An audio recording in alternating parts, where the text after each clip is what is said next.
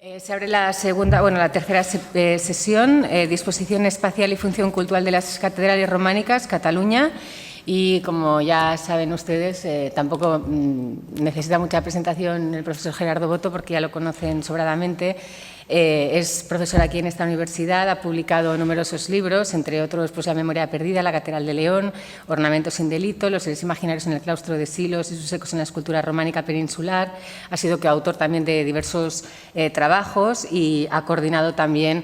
numerosas obras. Es investigador principal de un proyecto de investigación que este año concluye y el año que viene empezará la segunda parte de un segundo proyecto en el que se trabajará sobre las catedrales en la provincia tarraconense, y hoy nos va a hablar sobre el desenvolupament i organització de las fábricas de la Seu d'Urgell y de Tarragona. Muchísimas gracias y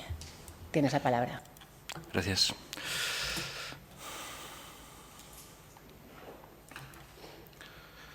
Bien, voy a hablar de dos conjuntos, de dos catedrales emblemáticas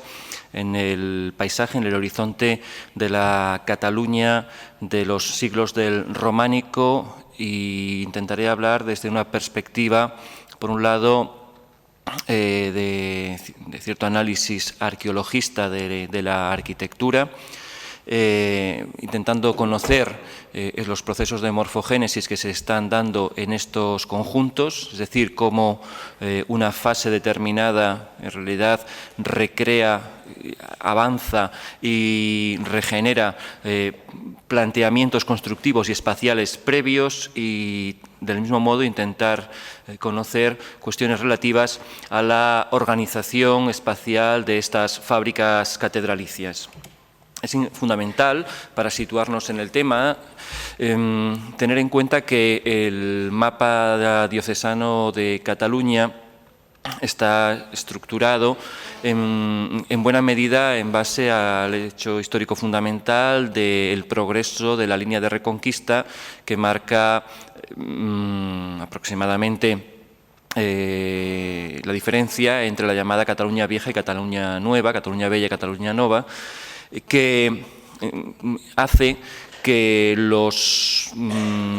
obispados que están al norte de Barcelona constituyan esa parte llamada Cataluña Bella, y que es en realidad la parte reorganizada después de la reconquista carolingia de la Marca de Hispania. En este sentido, las sedes episcopales fundamentales son Elna, Girona, Vic, la Seu d'Urgell y Barcelona para la Cataluña Bella, y Lleida, Tarragona y Tortosa para la Cataluña Nova, con una particularidad de que esta sede de aquí, Lleida, en realidad es un traslado de la Ribagorza de Roda de Sàvena. Es también importante tener en cuenta que esta organización de sedes de diócesis no tiene finalmente una relación con la ordenación política del territorio, porque la organización en condados se va a ir aglutinando en torno al condado de Barcelona. De cada uno de estos conjuntos conservamos diferentes testimonios de época románica. Por ejemplo, en el caso de la Catedral de Girona, in situ se puede visitar el ámbito claustral, pero prácticamente no queda nada visible de la catedral, aunque sí en el sustrato. En el caso de Vic es visitable la cripta románica y visitable, digamos, el testimonio arqueológico de esta iglesia de planta central llamada Santa María la Rodona. De Barcelona, de la iglesia románica, no se puede ver nada, porque en todo caso es un conocimiento puntual de esta parte de aquí, y el resto es una restitución verosímil, pero en todo caso hipotética. Y en cambio, los conjuntos, por ejemplo, de la Seu d'Urgell se conservan completos. Elna conserva la catedral, la iglesia y como mínimo la galería inmediata a la iglesia y también la panda occidental del claustro. Roda di Sàvena todo el conjunto es de época románica. En el caso de Lleida eso es extensible para la iglesia y el edificio contiguo al claustro, conocido desde antiguo como la canónica. En el caso de Tarragona entiendo que el conjunto en su totalidad corresponde a este planteamiento románico, y por lo que se refiere a Tortosa, en la Cataluña Nova, en realidad hay un desconocimiento exacto de en qué consistía esta iglesia, esta catedral, diríamos, de la románica, de la segunda mitad del siglo XII. Así que, en buena medida, los conocimientos tienen una apoyatura arqueológica y, en otros casos, un grado de hipótesis muy importante. Por lo que se refiere al caso de la Catedral de la Seu d'Urgell, fundamentalmente, lo primero que hay que tener en cuenta siempre, evidentemente, es el análisis de las restauraciones que fueron efectuándose en los edificios a lo largo del siglo XIX y XX y que han configurado la imagen que tenemos actualmente. Es obvio que esa imagen que tenemos actualmente no es la que han tenido los edificios hasta el propio siglo XX, y en ese sentido los criterios de restauración, en algunos casos absolutamente pulcros, digamos, llegan a generar edificios o partes restauradas con un aspecto a veces, en algún punto, difícilmente distinguible del original. Lo que quiero decir con ello, en particular, es que el caso de la Seu d'Urgell es un gran edificio, considerado como un edificio emblemático del románico en Cataluña, que ha sido objeto de análisis y de propuestas de restauración desde principios del siglo XX, con intervenciones importantes de mano de Puig i Cadafalch, pero en términos, digamos, de metros cúbicos de restauración, seguramente sobre todo a cargo de Alejandro Ferrand. En estas imágenes se pueden ver, en todo caso, la progresiva desaparición en las restauraciones del siglo XX de unos elementos añadidos en el edificio románico desde el propio siglo XIII, a lo largo de la Baja Edad Media y durante la época moderna.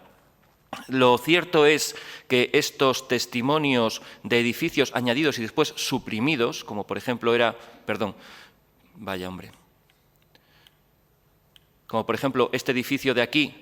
que ustedes ven que ya no está,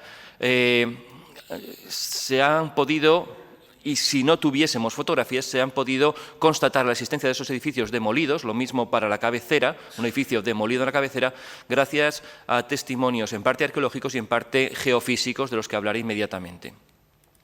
En el análisis de los edificios, evidentemente, hoy en día la participación de elementos tecnológicos es fundamental para intentar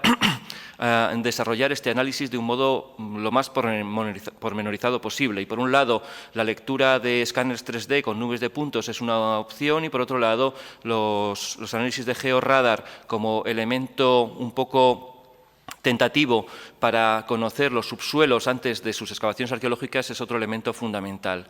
En los edificios que nosotros hemos analizado, el grupo Templa, hemos hecho análisis de subsuelos de varios edificios, de la Catedral de Girona, de la Seu d'Urgell, de Sant Feliu de Girona, de Elna y de Vic. Y en este caso, por lo que se refiere a la Catedral de la Seu d'Urgell, hay elementos, indicios en estos hallazgos del georradar que creo que pueden resultar interesantes, por lo menos como elemento de discusión. Hay un elemento también, antes de analizar este subsuelo, que me gustaría dejar apuntado, que es la existencia de un muro circular en la axila izquierda de la iglesia de Santa María, de la gran iglesia de la Seu d'Urgell, que se ha interpretado siempre como un testimonio de la iglesia precedente, es decir, de la iglesia del siglo XI, amortizado ese elemento por la construcción del siglo XII. Bien, en el análisis del georradar que aquí les planteo con, por un lado, dos georradares, que son los elementos en gris, y dos elementos, digamos, en planta, como si fuesen imágenes 3D, pero en planta del subsuelo. Lo que se han podido constatar es la existencia de una serie de elementos colocados a gran profundidad, a más de 2 metros, de muros paralelos en esta zona, digamos, del atrio septentrional de la iglesia de Santa María. Esta sería la proyección del edificio, digamos, de esta parte circular que les he señalado en la fotografía anterior. Y por otro lado, hemos constatado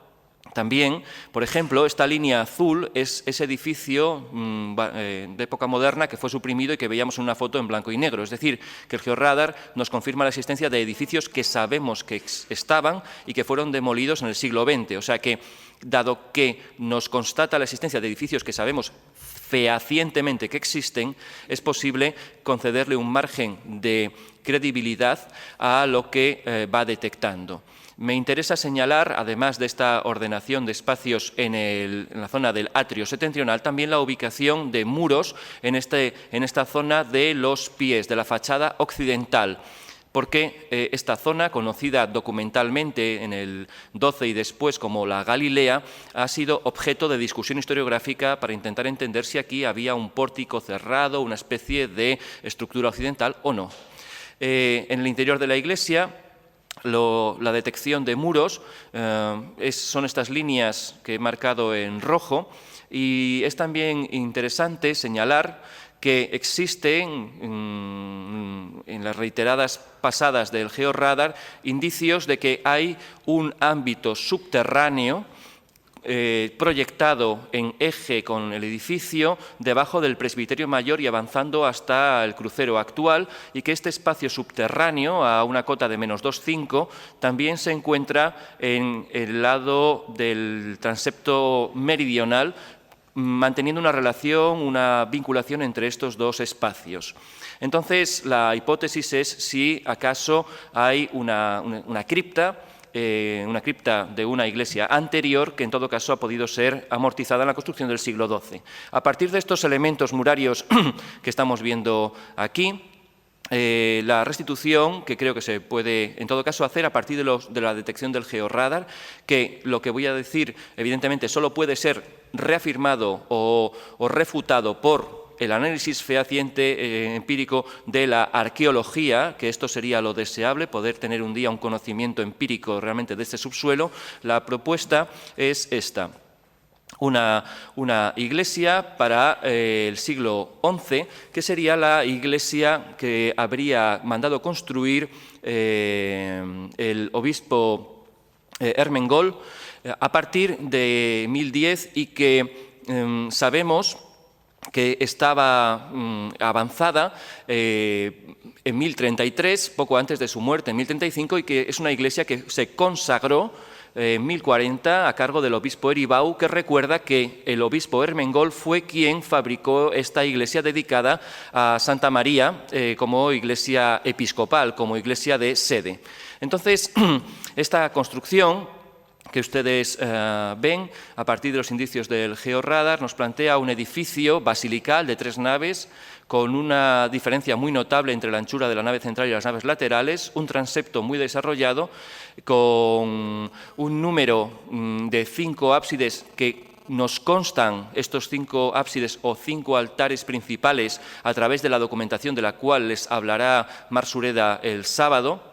Y no puedo conocer la definición formal de estos ábsides, no sé si son de testero recto o si son semicirculares, porque el georradar únicamente detecta testero recto en el ábside central, y aquí el muro de testero se mete debajo de la fábrica del siglo XII que conservamos hoy en día. Así que digamos que hay un elemento de indefinición en este punto. Por otro lado, parece muy evidente que existe una clara estructura occidental, con esta forma tan rara que no sé señalarla mejor, así que pueden tomarla con toda la prevención que quieran, pero en todo caso existe una estructura occidental que no existe en la iglesia del siglo XII, que fue amortizada por la iglesia del siglo XII. Esta iglesia que propongo, evidentemente revisa, modifica las propuestas que se habían hecho hasta ahora, fundamentalmente por los investigadores que han trabajado más sobre la historia del conjunto, que son Joan Albert Tadell y Pere Bassaran, donde en todo caso ellos habían definido una iglesia para la época, digamos, carolingia, una iglesia del 9 y después esta iglesia del 11, que habrían compartido el cuerpo de naves, pero que habrían visto modificada la cabecera, según la propuesta de estos dos autores. Y en su propuesta, ese muro semicircular que hemos visto antes habría formado parte de un absidiolo, por cierto, de planta de herradura, muy cerrado, en el extremo septentrional de este conjunto. Personalmente, me parece que esa estructura puede ser un edificio circular en sí mismo, y inmediatamente hablaré de él. Pero lo que quería señalar es que, en efecto, entre la propuesta de estos autores y la propuesta que hago a partir del testimonio de Georradar, hay algunos ejes de muros que son los mismos. Por ejemplo, este de aquí y este de aquí, que para mí es el muro de cerramiento norte y, en cambio, para los autores anteriores era el eje de los pilares que separaban la nave norte de la nave central, y este, por ejemplo, es para ellos el eje de los pilares del lado sur y, en cambio, para mí es el eje del lado norte. Bien, en todo caso, esta propuesta no deja de tener semejanzas con edificios que son muy próximos en el tiempo, como es el caso de la Catedral Románica de Girona, consagrada en el año 1038, la Catedral Románica de Vic, consagrada también en el mismo año 1038, edificios con transepto muy significado respecto a las naves, que en todo caso son edificios de nave única, a diferencia del caso que propongo para la Seu d'Urgell. Ya hay, no obstante, un elemento que me interesa subrayar, y es la existencia de una torre en el lado norte del transepto norte. Torres cuadradas, en este caso, que todavía conservamos, la llamada Torre de Carlamagne, y la torre que también conservamos del conjunto oliviano de Vic. Pero, por otro lado, la distribución de las naves es diferente y, sin embargo, esta relación tan acusada de diferencia entre anchura de nave central y naves laterales es también una diferencia muy acusada en la organización espacial de la iglesia de San Vicenç de Cardona, consagrada en el mismo año exactamente que la iglesia de la Seu d'Urgell, en el año 1040, es decir, en un horizonte cronológico muy próximo. En el mismo año 1040, por cierto, se consagró la iglesia de Sant Cerni de Tavèrnoles, el gran monasterio benedictino muy próximo a la Seu d'Urgell, que, por otro lado, es un edificio de planta triconque que incorpora en uno de los ángulos de la planta un campanario circular. Es interesante señalar que en el área, en la región que rodea a la Seu d'Urgell, la región llamada, o la comarca llamada Alt Urgell, se encuentran, además del campanario circular de Sant Cerni de Tavèrnoles, el campanario circular también de Sant Martí de Ars, el campanario circular de Sant Cerni de Gavarra, y también, un poco más al norte, en Andorra, que es muy próximo a la Seu d'Urgell, el campanario circular de Santa Coloma de Andorra. Y evidentemente los campanarios circulares no son elementos muy habituales en la arquitectura románica catalana, tampoco en la arquitectura románica peninsular en general. Esta concentración me lleva a pensar que acaso estos edificios como Santa Coloma, Sant Martín d'Ars o Sant Cerni de Gavarra podían haber tenido algún modelo inspirador de esta fórmula de un campanario circular. Me pregunto si ese modelo es precisamente este edificio de planta circular que se encuentra al norte del transepto norte y, por tanto, que habría constituido, en cierto modo, un elemento de referencia y diríamos casi de una arquitectura de prestigio para la idea de los campanarios circulares. Sin embargo, será muy necesario hacer un cálculo estructural de la anchura, del espesor de este muro respecto al vacío que deja dentro, porque estos campanarios circulares, evidentemente, como sucede con las torres circulares de los castillos, tienen un espesor de muro muy considerable respecto al espacio vacío que queda en medio. La alternativa para que este edificio circular no fuese una torre campanario sería que fuese, por ejemplo, un baptisterio de planta circular. Y, sin embargo, la ubicación de un baptisterio en esta zona de aquí no es, digamos, constatable en la arquitectura románica catalana. Me interesa, en todo caso, dejar señalado que nos encontramos en esta propuesta con un edificio del siglo XI, de 1040, que es, digamos, análogo o, en cierto modo, asimilable a otros edificios muy relevantes del paisaje arquitectónico catalán de los años 30 y tantos, 40. El conjunto de Santa María, la iglesia de Santa María formaba parte de un grupo episcopal que incluía la conservada iglesia de San Pedro, más tarde de San Miguel, una iglesia para la cual tenemos referencias documentales, al menos diríamos que inequívocas, desde el año 955, es posible que antes, pero la iglesia existe como ámbito cultural desde el año 955, mediados del siglo X, aunque el edificio que tenemos hoy en día es un edificio, diríamos, de románico lombardo, del siglo XI, de mediados del siglo XI. En todo caso, cronológicamente, próximo en el tiempo, a la iglesia consagrada en 1040. Además de estas dos iglesias, también formaban parte del grupo episcopal del siglo XI ya la iglesia de Santa Eulalia y la iglesia arcangélica de San Miguel. Nos consta, esto lo detallará Marc Sureda el sábado, la existencia de un altar del Santo Sepulcro en la iglesia del siglo XI, y las referencias documentales parece que sugieren que ese altar del Santo Sepulcro estaba dentro de la iglesia. Sin embargo, a partir de referencias documentales del siglo XII, parece que el edificio del Santo Sepulcro fuera un edificio aislado. Así que, en realidad, lo que me planteo es si lo que se produjo en el paso del siglo XI al siglo XII fue una segregación del espacio del Santo Sepulcro fuera de la iglesia de Santa María, una vez que fue suprimido este cuerpo occidental. La cuestión es a partir de qué planteamientos arquitectónicos se formula la iglesia que conservamos de la Seu d'Urgell. Esta iglesia, caracterizada por un enorme transepto con 7 ábsides en batería, que parece una obra extraordinariamente singular y que, sin embargo, mantiene claros contactos con algún otro edificio de la arquitectura románica catalana. Si para el caso del edificio del siglo XI que he mencionado podíamos hablar de un edificio análogo a otros edificios, como una especie de arquitectura homologable, casi en cierto modo reinterpretada en diferentes sedes, en cambio la arquitectura del siglo XII parece un edificio singular. Y, sin embargo, la cuestión es que habría que intentar diferenciar entre la definición arquitectónica y la definición espacial. Desde el punto de vista espacial, el edificio del siglo XII de la Seu d'Urgell, este que ustedes ven en pantalla, edificio comenzado por el obispo Ot a partir de 1116, en realidad, espacialmente existe ya en Cataluña un edificio como Santa María de Ripoll con un transepto de 7 ábsides, donde los ábsides semicirculares, por cierto,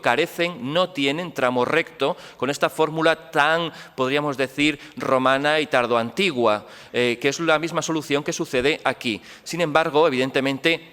en los extremos del transepto, en la Seu d'Urgell, son las bases de las torres las que tienen una definición morfológica o topográfica diferente de forma rectangular, a diferencia de Ripoll. Hablo de un edificio, digamos, oliviano, como también podría mencionar otro edificio oliviano, San Miquel de Cuixà, para pensar en la construcción de torres en los extremos de un transepto, porque lo que sucede en la Seu d'Urgell es que este transepto está rematado por 2 grandes torres que, sin embargo, en altura no llegaron a tener toda su definición volumétrica. Pero, no obstante, el promotor de esta obra, el obispo Ot, podía tener delante de sus ojos edificios que le permitían reflexionar sobre la conveniencia de tener un gran transepto desarrollado con 7 ábsides en batería y la posibilidad de tener ese mismo transepto muy desarrollado rematado por torres, porque el edificio de Ripoll y el edificio de Cuixà podían sugerir estas cuestiones. Entonces, lo que me interesa señalar, no obstante, es que lo que le da singularidad al conjunto de la Seu d'Urgell no es tanto la planimetría como el desarrollo espacial en vertical, porque realmente lo notable es, lo que nos llama la atención, es cómo se trabaja en el segundo piso ese transepto a través de unas galerías abiertas al exterior y abiertas al interior en diferentes partes de ese recorrido, que remata ese recorrido en el piso alto de ambas torres, en el cual hay una ventana que se abre hacia el transepto y que no tiene funcionalidad de paso, sería caer en el vacío, no tiene funcionalidad lumínica, la iluminación la proporcionan las ventanas abiertas hacia el este y, por tanto, me planteo que tenga una utilidad acústica y una utilidad performativa, de tal modo que formen parte de un no documentado recorrido de carácter litúrgico. Esa misma naturaleza la tiene una ventana colocada en este punto de aquí, en el segundo piso, aquí, esta ventana cegada, que también se abre hacia el presbiterio y cuyo beneficio no es lumínico ni evidentemente tampoco de paso y, por tanto, me planteo la posibilidad de que sea otro punto de exposición, de aparición, otro palco, otra ventana de uso también litúrgico. Entonces, de lo que estamos hablando es de esta galería en alto que se abre hacia el interior en los transeptos y hacia el exterior en el cilindro del ábside central, lo cual, si imaginásemos un recorrido ceremonial, una especie de procesión a lo largo de todo este transepto, debía resultar, digamos, excitante, casi inquietante, imaginar personas pasando por esta galería, desapareciendo desde dentro de la iglesia, acaso siendo oídos cuando pasasen a la altura de la otra ventana y reapareciendo en el otro brazo del transepto. Algo absolutamente, digamos, teatral. Sin embargo, esta es una interpretación que parece necesaria porque se ha puesto un énfasis enorme en la organización de esta estructura en alto en la Seu d'Urgell y importa muchísimo tener en cuenta que todo esto tiene que tener una justificación y dado que la justificación es de paso, me planteo que pueda ser evidentemente en relación con alguna ceremonia procesional. Desde ese punto de vista, efectivamente, existe, digamos, esa valoración escenográfica donde la luz constituye un elemento fundamental porque la iluminación que proporcionan esta galería abierta hacia el interior en los transeptos es una diferencia lumínica muy acusada respecto a las otras ventanas, es decir, que hay realmente una segregación lumínica entre las partes altas y las partes bajas, entre, digamos, la iluminación del transepto y cómo llega esa luz hacia el centro de las naves. Lo cierto es que la concepción de este conjunto de la Seu d'Urgell se hizo a partir de la valoración de las dimensiones del cilindro central, del ábside y del espacio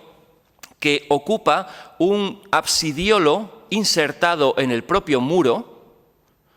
cuyo uso litúrgico no sabemos cuál es, no tenemos referencia documental para entender cuál es el uso litúrgico de este absidiolo insertado aquí, pero el diámetro de este absidiolo en realidad es el que está marcando las dimensiones de este ábside central. Desde luego es un edificio construido ad quadratum, como me parece que es obvio, y que tiene en cuenta una regularidad fundamentalmente cuadrada. Desde este punto de vista, el análisis de la construcción nos permite reconocer que la construcción del siglo XII se inició por el cilindro del ábside central vinculado al transepto sur, a este lado de aquí, y que la construcción del transepto norte viene inmediatamente después, pero después está insertado en el cilindro del ábside ya construido. Por otro lado, el análisis, por ejemplo, paramental de la zona del muro norte y del ángulo noroeste también nos permite reconocer una cuestión de carácter técnico. Por ejemplo, en la Seu d'Urgell se utilizan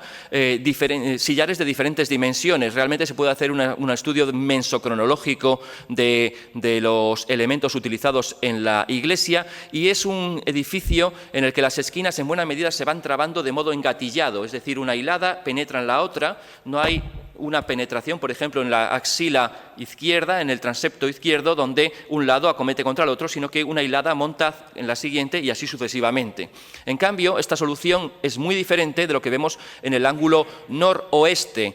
junto a lo que será más tarde la torre de San Juan, donde, por cierto, ustedes pueden ver este interés por un uso bícromo de la arquitectura que en la zona de Rosellón se puede ver muy claramente en Spiradagli, por ejemplo, como un edificio referente. En este sentido, es también interesante constatar que la construcción del ángulo noroeste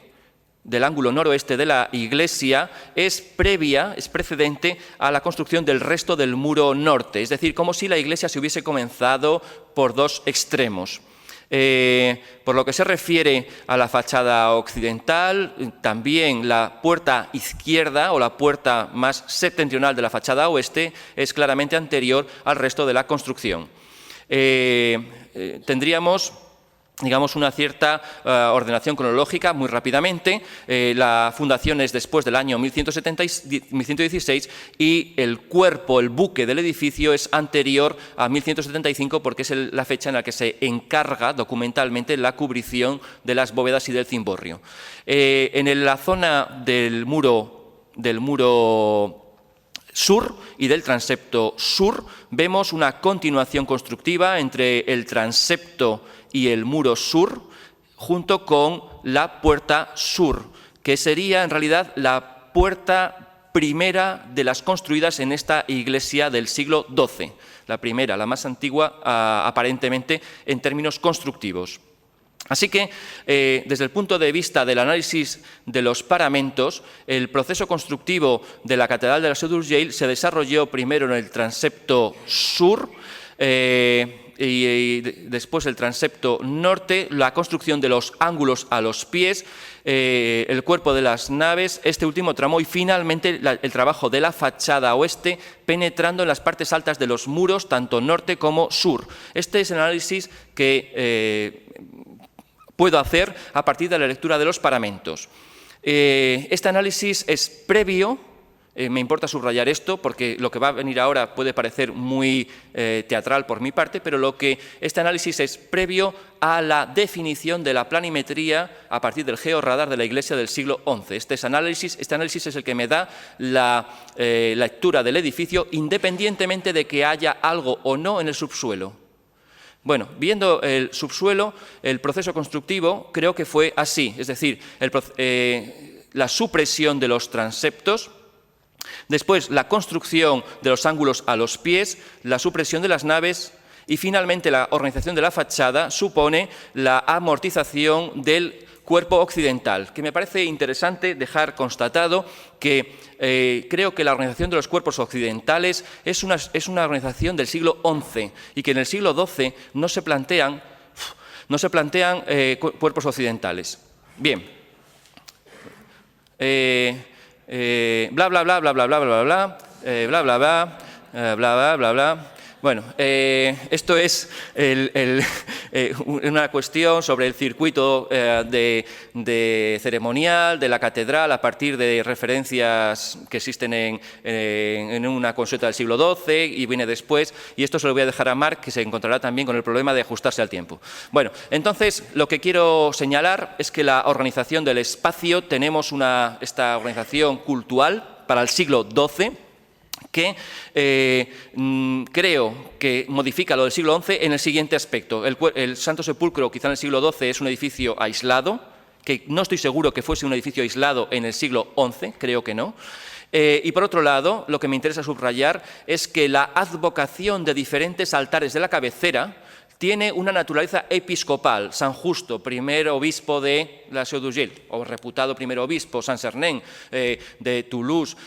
San Ermengol, Sanot. Es decir, es una catedral que tiene en los obispos el elemento de prestigio desde el punto de vista espiritual, desde el punto de vista cultural y desde el punto de vista institucional. Es una iglesia, es una catedral de valoración y de culto episcopal, de modo muy claro, quizá a falta de unas reliquias realmente notables de prestigio. Por lo que se refiere a la Catedral de Tarragona, de nuevo el proceso es partir de las fotos antiguas para intentar conocer cuáles son los elementos de restauración que se han hecho. Es muy importante en el caso de la Catedral de Tarragona, esto ya se sabe desde Serra Vilaró y después las investigaciones que han ido sucediéndose en los últimos años, particularmente de acuerdo con el Plan Director de Restauración de Figuerola, Gavaldà y Romea, y también las relaciones con este Plan Director de los trabajos arqueológicos de Menchón y de Muñoz, que el conjunto de Tarragona se levanta y se organiza a partir de una estructura romana. Es algo perfectamente conocido, constatado arqueológicamente y, del mismo modo,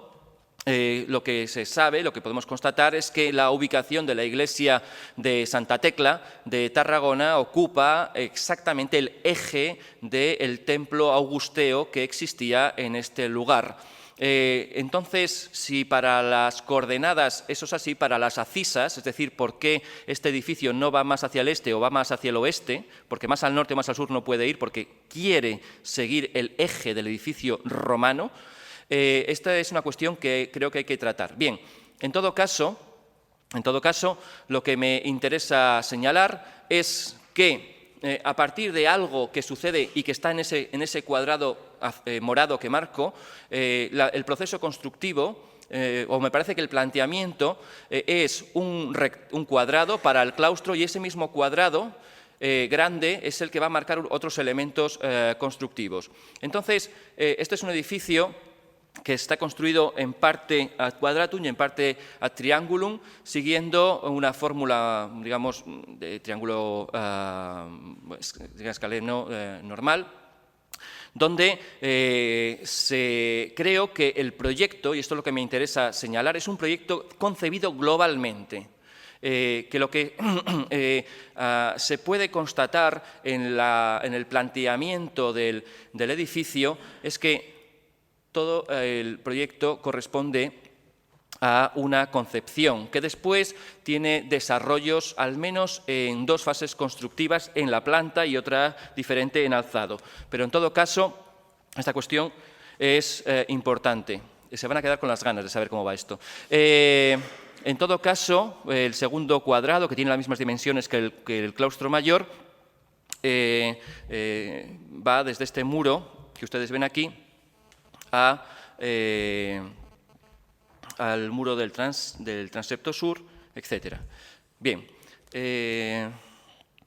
por suerte tengo un cronómetro y voy por el minuto 36. Ya, por eso. Entonces, hay un elemento que me parece importantísimo señalar y es esta línea que ustedes ven aquí, y que hay un esviaje, una desviación del muro respecto a lo que es la ortogonalidad del resto de las líneas que definen el conjunto de la Catedral de Tarragona. Si quisiéramos imaginar que el muro que va por aquí, que es el muro, digamos, de la panda sur del claustro, estuviese ajustado, miren la línea roja ajustada al muro, entonces todo el conjunto diríamos que estaría completamente dislocado. La cuestión es que este edificio, todo este conjunto es ortogonal y lo que no respeta la ortogonalidad es esta línea roja porque la panda avanza una determinada profundidad. Lo que me interesa señalar es que para la definición del patio claustral, que es un elemento fundamental, a mi juicio, ese es el elemento, digamos, de discusión con la lectura de Heike, esta estructura de aquí, que será la estructura del refectorio vinculada a la cocina, es una estructura temprana, muy temprana, vinculable quizá a poco después de la de la fundación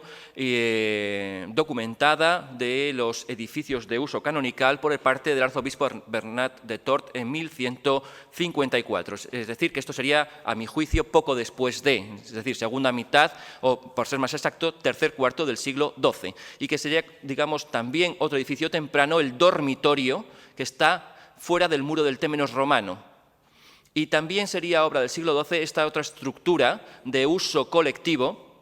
y cubierta con arcos diafragmáticos, para el cual precisamente Marta Serrano ha propuesto que sea la Schola Cathedralis. Se verá. En todo caso, el otro elemento fundamental a definir, evidentemente, es este costado sur del claustro, donde hay una relación, una proyección sucesiva de la sala capitular, la sacristía con el tesoro y los ábsides septentrionales. Pero lo que me interesa subrayar es que existe también una concepción de elementos de carácter sacramental y litúrgico, de lo cual hablarán tanto Francesca Español como Marc Sureda, para el ábside mayor de Santa María, en el que, por cierto, en toda la fábrica de la cabecera de Santa María no se reconoce otra interrupción que esta interrupción en estas 4 hiladas. Por encima, digamos, la proyección es continua, como se puede ir siguiendo en la lectura. Lo que quiero decir con eso es que, desde el punto de vista constructivo, este conjunto es una obra. Y con ello, evidentemente, me posiciono en una posición diferente de aquellos que habían propuesto que la catedral de Tarragona inicialmente era una catedral de un ábside y una nave, o como mucho 3 ábsides y una nave, y que después se aumentó esta construcción. Yo no lo veo así de ninguna manera, ni desde el punto de vista del planteamiento topográfico, de la ordenación de proporciones, ni de la propia lectura de los paramentos. En el interior, en el claustro, estos dibujos que vienen ahora, obviamente, lo pone ahí, son de Heike, y se le agradezco mucho que me permita exhibirlos. Se puede hacer también una lectura que es interesante, y es que estamos de acuerdo en que en el ángulo suroeste del claustro, nota a pie de página, hablo de los lados del claustro de un modo convencional, o sea, ya ven que el claustro, todo el conjunto, no está orientado, está septentriona-orientado. Entonces, yo voy a hablar convencionalmente del lado sur, lado oeste, lado norte, cuando sé que hay una diferencia, un decalaje de 45 grados. Pero en todo caso, este es el lado sur. Aquí ven la puerta de entrada, la gran puerta monumental de entrada a la iglesia, y este es el lado oeste, aquí. Estas fábricas son absolutamente continuas, coetáneas, pero se han construido autónomamente. Este muro y este otro, la altura de las hiladas no se corresponde en absoluto. Y efectivamente hay, como dijo ayer Heike o Andreas, en el muro oeste del claustro hay un corte muy claro que marca que esto es una fábrica y esto es otra fábrica. Para mí, esta fábrica de ahí a la derecha, que es la que correspondería al refectorio, sería un momento A, y la fábrica que hay a la izquierda es un momento B. Y sin embargo es verdad que las marcas de cantero que hay en este edificio, que es el que se proyecta así, realmente sugieren una intervención en un segundo momento. Sin embargo, es importante señalar que este muro tiene esta ventana, de la que seguro que nuestros colegas Figueroa, Gabaldá y Romea nos hablarán, de esta ventana en el muro oeste, en el muro sur, que evidentemente iría hacia un exterior. Sería difícil imaginar que la fábrica del transepto es anterior al refectorio cuando hay una ventana que parece que quiere mirar al exterior. Todo el muro sur es una continuidad constructiva, a pesar de que, hasta llegar a la fachada, a pesar de que hay un corte muy claro, un corte en vertical que se hace al tiempo que se construyen estas hiladas todas continuas. Es como si se hubiese querido, a mi juicio, evitar riesgos de descompensación del edificio porque vaya a repisar diferente, por peso o por subsuelo, por lo que sea, vaya a repisar diferente esta parte de aquí y esta otra de aquí. No lo sé, pero en todo caso, lo cierto es que esa línea se corresponde también con esta arista del tramo recto del ábside mayor. Efectivamente, la fachada de la sala capitular es independiente de la construcción del muro. A mi juicio, a diferencia de Heike o de Andreas, el arco va con la fachada, no con el muro exterior. Y en todo caso, esta fachada es posterior al muro y contemporánea a los pórticos de las galerías. En el lado este hay un elemento también singular que llama un poco la atención, que parece una especie de testimonio modificado, un chapado, y que creo que en realidad es el testimonio del extremo de una exedra romana que había en este muro. Esta exedra romana para nosotros es importantísima. Esther Lozano y yo hemos propuesto que en realidad esta exedra romana, esto ahí queda, va a ser el baptisterio de la Iglesia del siglo XII y durante la primera mitad del siglo XIII, que es el baptisterio, lo cual supone, imagínense, una circulación determinada por el claustro y todo eso en relación con ciclos iconográficos que aparecen en este ángulo de aquí, de los cuales hablarán Esther y Marta mañana. Hay un elemento también interesante que me quería subrayar, y es que en general ustedes saben que, como dijo Vilar de Jonecur recogiendo propuestas anteriores, un claustro debería tener la misma cantidad de metros cuadrados cubiertos que descubiertos, es decir, tanto en el Prado como en las galerías. Y sin embargo, eso, proyectado en el claustro de Tarragona, nos daría unas galerías anchísimas, siendo las que hay muy anchas, anchísimas, nos daría unas galerías aún más anchas. ¿Esto se llegó a pensar alguna vez? Bueno, la cuestión es que en otros sitios, la línea roja es la que me interesa, es la que marcaría justamente el punto de 50% cubierto, 50% descubierto. Y en general los monasterios y los claustros de monasterios, pero también de catedrales, van buscando esta equivalencia entre la parte descubierta y la parte cubierta. Podemos encontrar diferentes casos de esto mismo.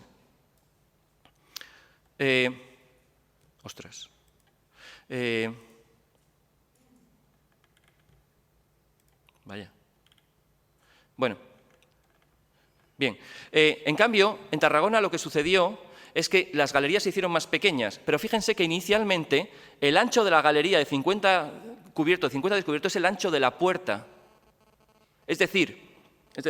que eso que parece tan desconcertante, la puerta es más ancha que las galerías, la puerta viene de otro sitio, en realidad lo que creo que revela es un replanteamiento sobre cuál es la superficie cubierta y cuál es la superficie descubierta, porque las galerías, si hubiesen sido de la anchura que hubiese correspondido a esa equivalencia, habrían sido tan extremadamente amplias que realmente les da miedo a los constructores tener unas galerías que las han concebido como galerías cubiertas con bóvedas de cañón, que tendría que tener una proyección en vertical por la correspondencia, por la disciplina del arco de medio punto de flecha y luz, que habrían sido muy altas y habrían tenido que tener unos elementos muy, muy grandes. Entonces, al final las galerías son más estrechas y por eso la puerta parece realmente que tiene un decalage respecto al eje de las galerías. No creo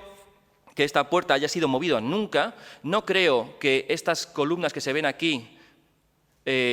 o aquí sean añadidos, sí son modificaciones los capiteles que hay encima para recibir los nervios de las bóvedas de crucería que no estaban pensadas inicialmente, porque estas galerías se pensaron incluso cuando se hicieron los pórticos, digamos, tardorrománicos para ser cubiertas con bóvedas de cañón. En el interior el transepto norte mantiene una clara continuidad constructiva, todo el transepto norte es una fábrica.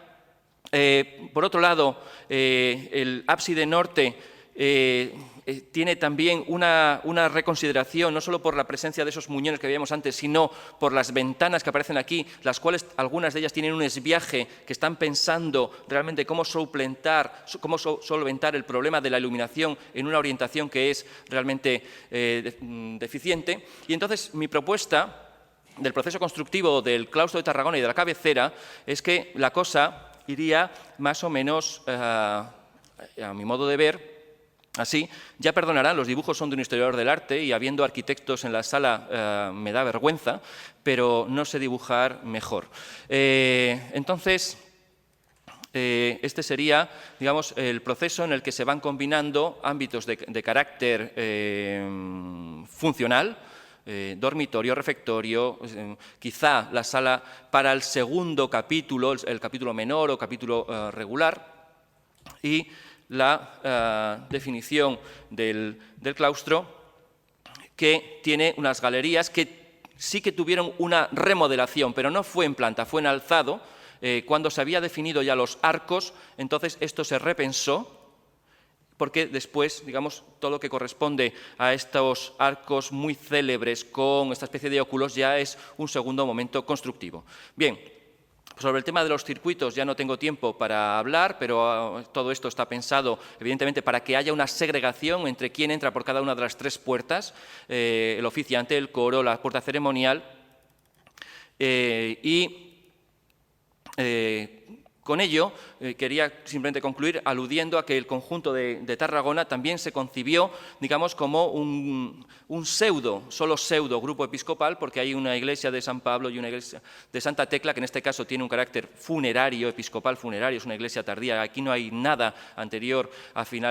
muy finales del 12, sino principios del 13, y en todo caso, este sería, digamos, una iglesia específica para el otro gran patrón de Tarragona, la iglesia mayor Tecla, la menor San Pablo.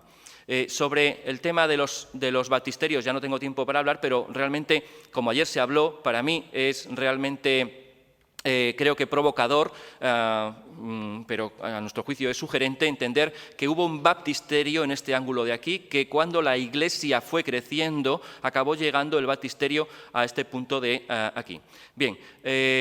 nada más y muchísimas gracias por su paciencia.